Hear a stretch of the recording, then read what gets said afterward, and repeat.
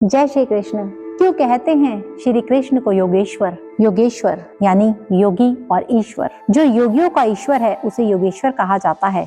इस शब्द को गहराई से समझने के लिए यह जानना आवश्यक है कि योग क्या है। परमात्मा से आत्मा की उत्पत्ति होती है और आत्मा मय बनाना अथवा आत्मा स्थिति को प्राप्त करने के लिए योग अध्यात्म की आवश्यकता होती है। अध्यात्म अर्थात आत्मा का आधिपत्य, जहाँ आत्मा ही सर्वोपरि होती है। आत्मा के आधिपत्य में रहना, आत्मामय आचरण करना ही अध्यात्म कहलाता है।